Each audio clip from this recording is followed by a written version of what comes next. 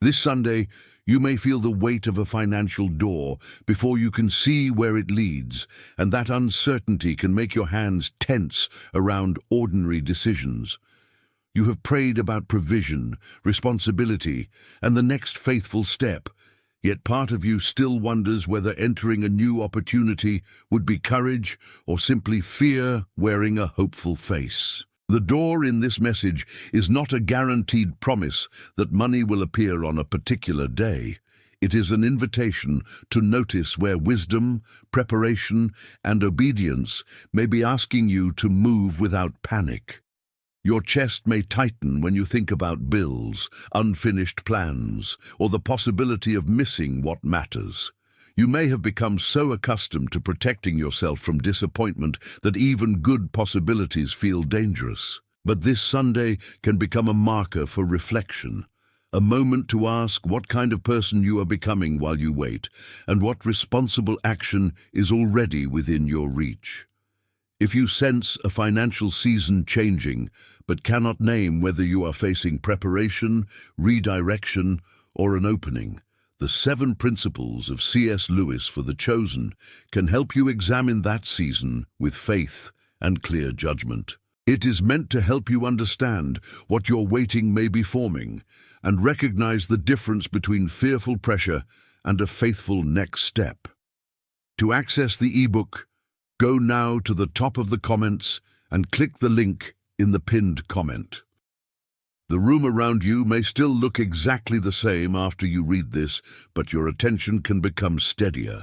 You can face the door without worshipping the door, because provision is not the same as impulse, and faith is not the same as reckless certainty.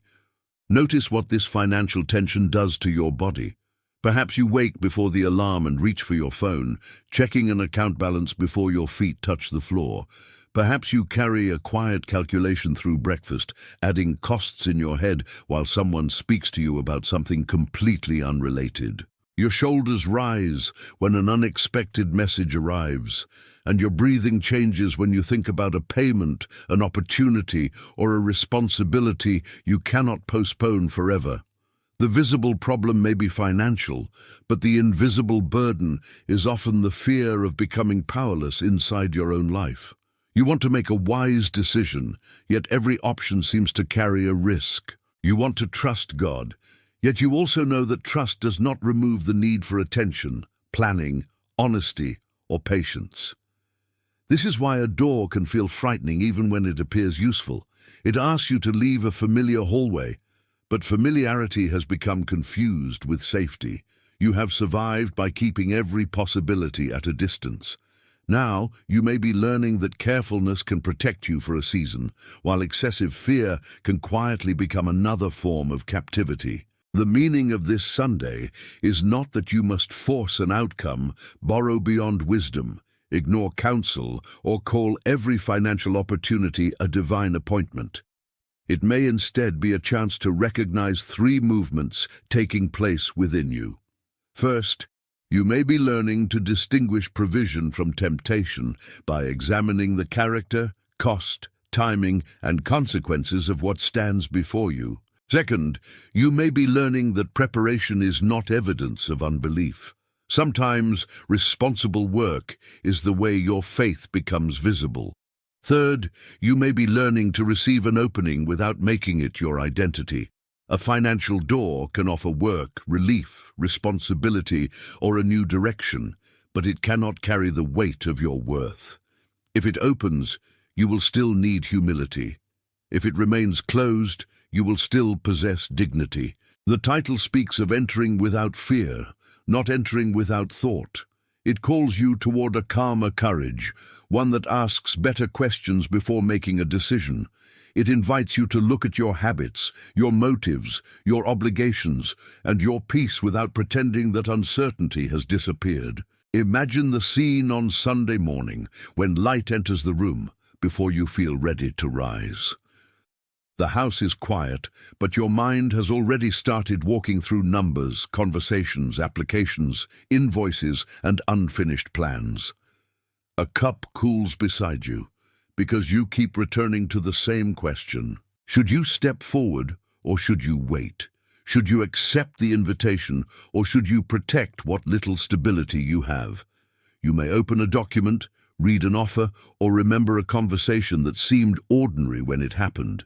Yet now the details return with unusual force. The amount matters, but so do the conditions. The opportunity matters, but so does the person asking you to trust it. The possibility matters, but so does what it would demand from your health, your family, your integrity, and your future. A door is not judged only by the fact that it is open. It is judged by where it leads and by what it requires you to become while passing through it. Your Sunday reflection begins there, not with excitement, but with honest attention. Sometimes you notice a financial theme because a practical question keeps returning after you've tried to dismiss it. A conversation comes back to mind while you wash dishes.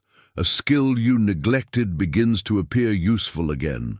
A person offers information, not pressure. A responsibility you avoided becomes impossible to ignore. None of these signs proves that heaven has scheduled a guaranteed result for this exact Sunday.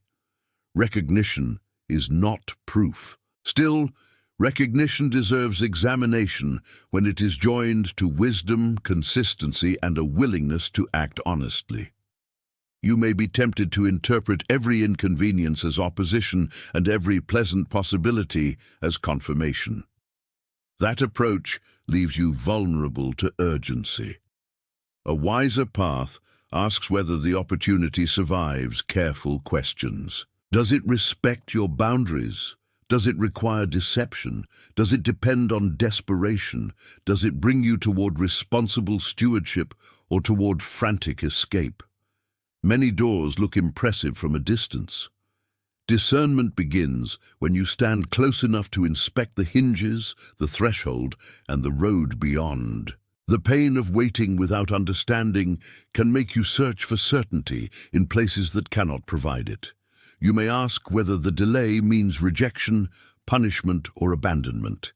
You may compare your finances with people who seem to move effortlessly, forgetting that you see their public outcomes and not their private costs. You may rush because someone else appears to be advancing, or freeze because one previous decision wounded your confidence. In that confusion, the 7 principles of C.S. Lewis for the Chosen offers a way to consider whether you are waiting, being prepared, closing a cycle, rebuilding, or beginning again, instead of placing every silence in the same category. Many readers who arrived feeling confused or tired of waiting said the material helped them understand their season more clearly, organize their prayers, or stop interpreting every silence as abandonment. It can give language to the questions you have been carrying and help you examine the next step without turning fear into prophecy. To access the ebook, go now to the top of the comments and click the link in the pinned comment. Then return to the quiet place where your decision becomes honest, because clarity is not merely information, it is the ability to respond without betraying your values. The next part of your journey may not require louder confidence, but a cleaner heart and a more truthful assessment of what is actually before you. The first opposition you may face is false urgency. It tells you that if you do not act immediately, the opportunity will vanish forever. It turns a decision into a test of bravery and makes questions feel like weakness. Another opposition is comparison, which shows you someone else's apparent progress and whispers that you are already behind. Fear adds its own voice, reminding you of previous mistakes until every new possibility appears guilty before it has been examined. Distraction then offers relief through endless scrolling, unnecessary purchases, avoidable conversations, and tasks that keep you busy without moving you forward. These pressures do not need to destroy your plans. They only need to keep you from seeing clearly. A person who cannot pause becomes easy to manipulate, even by their own anxiety. You may call it intuition when it is actually exhaustion, or call it faith when it is actually the desire to escape discomfort. The door you are meant to consider does not need you to abandon wisdom in order to enter. If an opening is sound, It can withstand honest attention. Think of Nehemiah, who carried a burden for Jerusalem while serving in an ordinary position before a king. His concern was deeply spiritual, but his response included observation, planning, requests, materials, inspection, and persistent labor.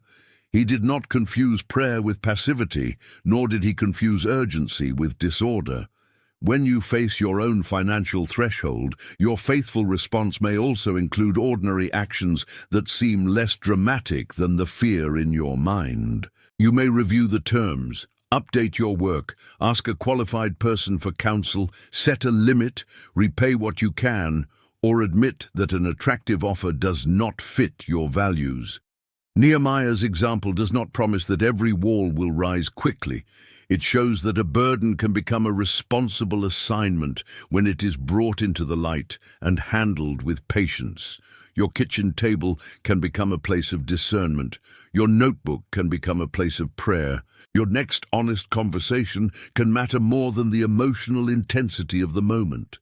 Spiritual recognition becomes mature when it produces careful action in ordinary life. Ignoring the signal does not necessarily bring catastrophe, but it can keep you circling the same financial pattern.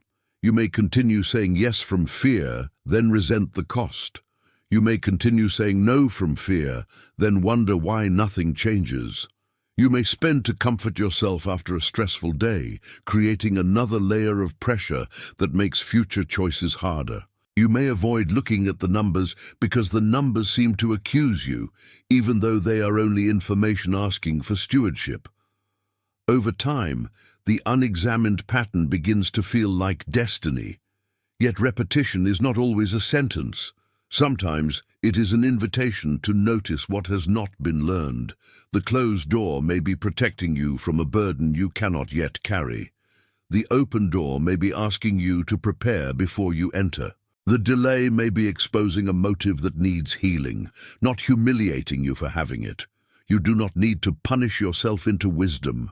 You need enough honesty to see the cycle, enough mercy to stop hiding from it, and enough courage to choose differently when the next moment arrives. This Sunday, the financial door may represent a threshold of discernment rather than a guaranteed material event.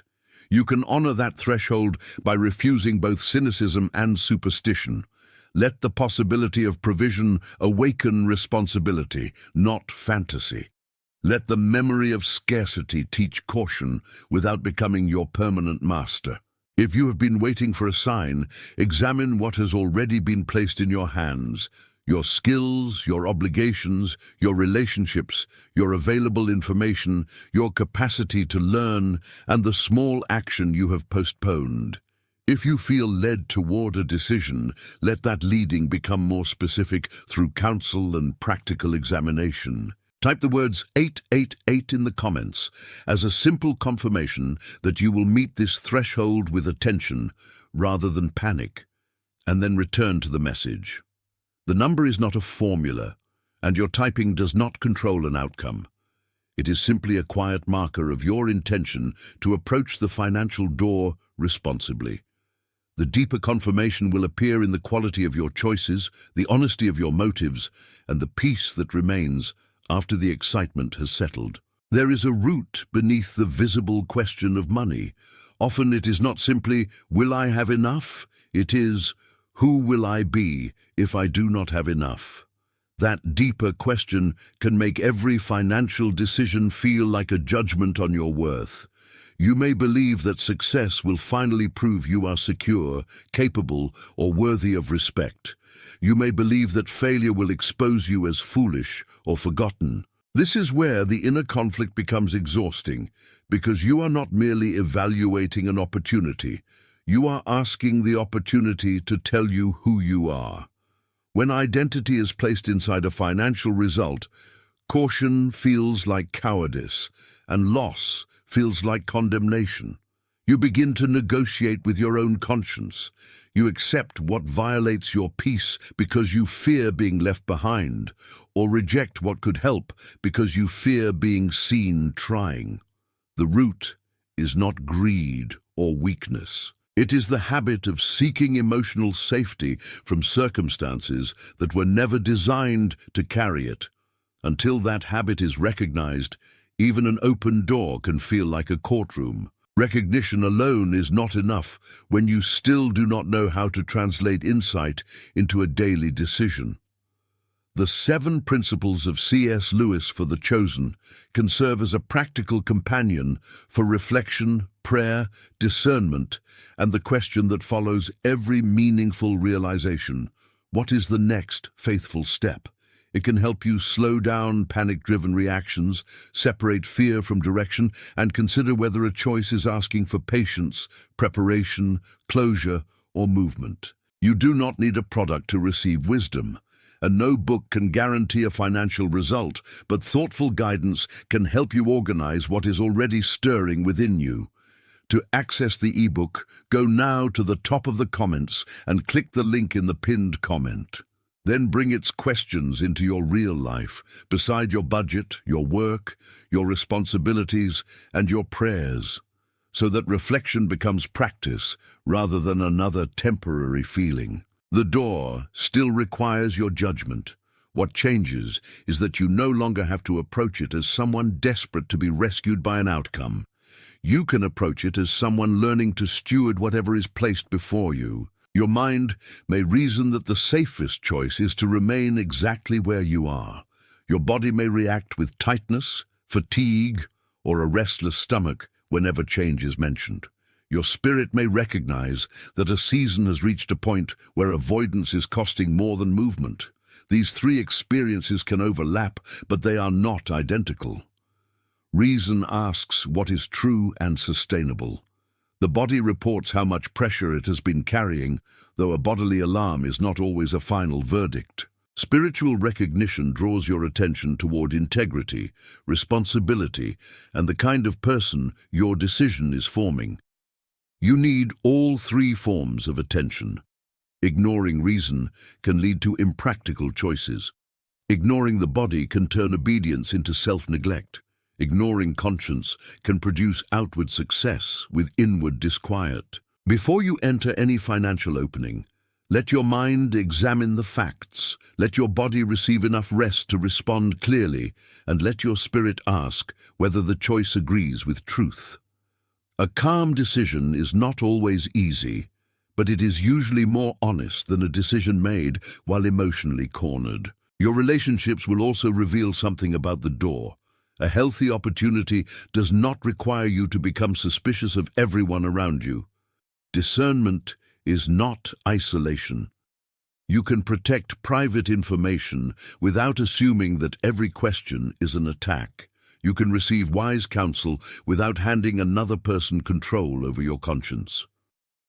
Notice how the opportunity affects the people entrusted to your care. Does it require you to abandon promises without conversation? Does it create a pattern of secrecy? Does it invite you to treat someone as a tool? Or does it give room for honest negotiation, reasonable limits, and mutual respect? Sometimes the financial door involves a relationship that needs clearer boundaries. You may have been lending what you cannot afford, rescuing people to avoid disappointing them, or accepting guilt whenever you say no. Compassion without limits can become a quiet form of disorder. A faithful steward can be generous and still say, "I cannot carry this responsibility for you." The right opening will not always make everyone happy, but it should not require you to betray your deepest obligations in order to prove your goodness. The strategy that keeps this pattern alive is often simple. Noise fills the hours when reflection might have happened. Fatigue weakens the questions you would have asked while rested. Delay allows small problems to become intimidating. Lesser urgencies crowd out the one decision that could bring order to several others. You answer every message except the important one. You research endlessly without choosing a next action. You make plans at night and abandon them by morning because the plan was built on emotional intensity rather than a sustainable rhythm. This is how fear preserves itself without announcing its name. It keeps you moving, but not necessarily progressing. It makes you feel productive while avoiding the place where responsibility becomes concrete. The answer is not to create a perfect routine overnight. Begin by identifying the decision you have been postponing and reducing it to one honest question. What information is missing? What limit must be set? What conversation must happen? What skill must be strengthened? The financial door becomes less frightening when the fog is divided into tasks you can actually complete. The turning point comes when you stop negotiating with the truth that has been quietly returning. You may not know whether the door will lead to the exact outcome you hope for, but you can know whether you have been avoiding a necessary conversation, refusing to examine your habits, or postponing preparation. You can stop calling every uncomfortable responsibility a sign to wait. You can also stop calling every exciting possibility a command to rush. This is where entering without fear becomes more precise.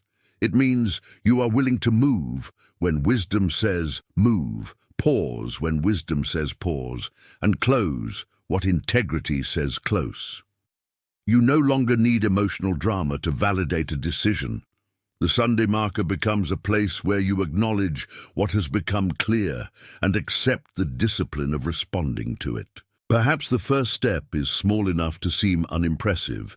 Send the application, cancel the unnecessary expense, ask the question, create the plan, review the agreement, or apologize for the financial pressure your choices have caused.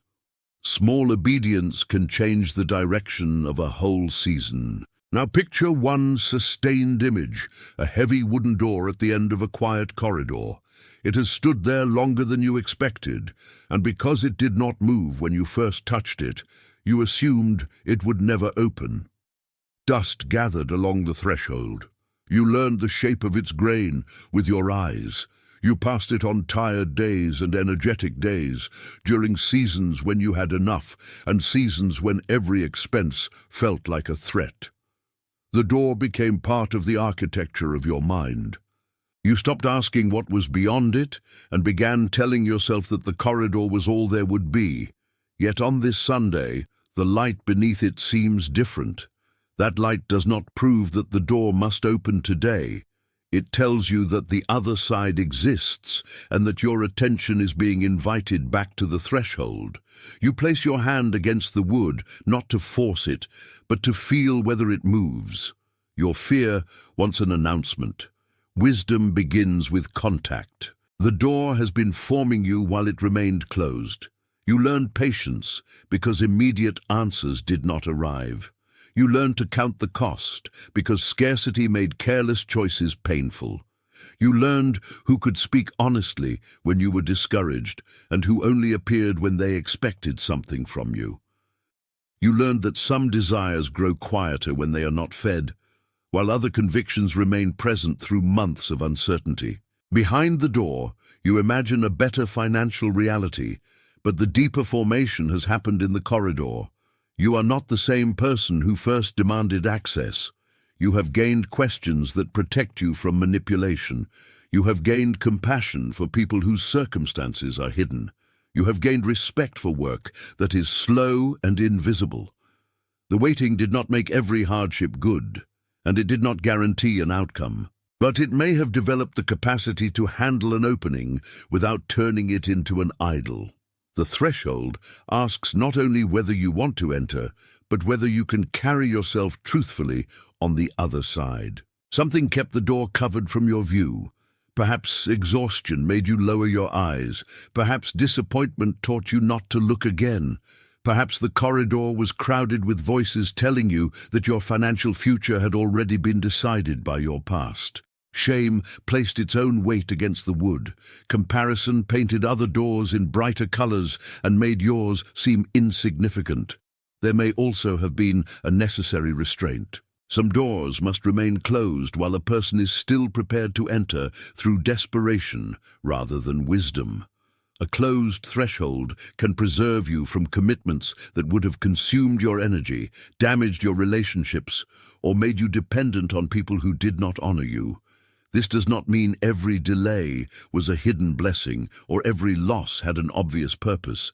It means you can examine the past without demanding a simple explanation for every pain.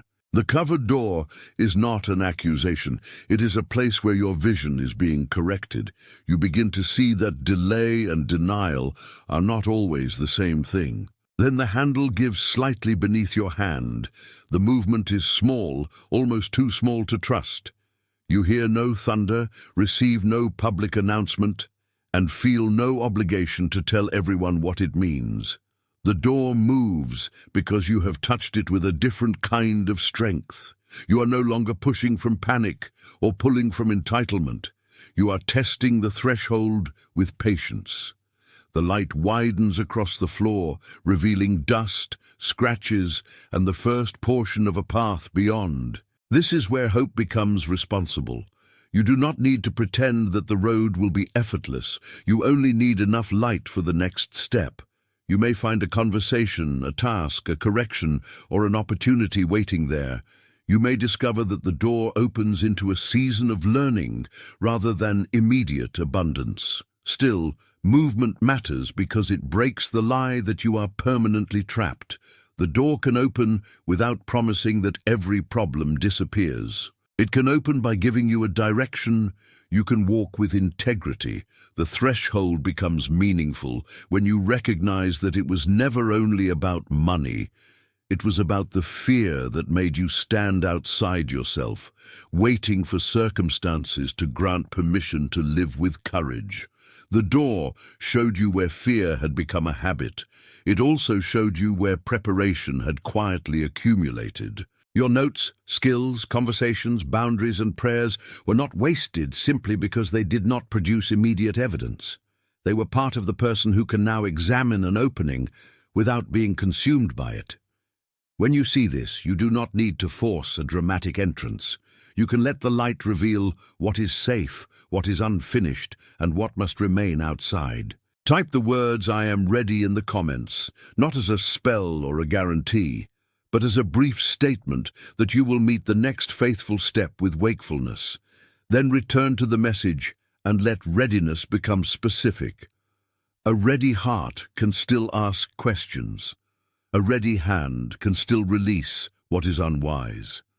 A ready person does not confuse movement with haste. When you return from the image to your real Sunday, you may still have the same bills, the same responsibilities, and some of the same uncertainty. The difference is that the door no longer has to carry the entire meaning of your life. You can approach a financial opening without demanding that it rescue you from every insecurity. You can also approach a closed possibility without assuming that you have been forgotten. Entering without fear means you remain present to the facts, honest about your motives, and willing to receive counsel. It means you do not let the possibility of gain make you cruel, nor the memory of loss make you permanently passive. The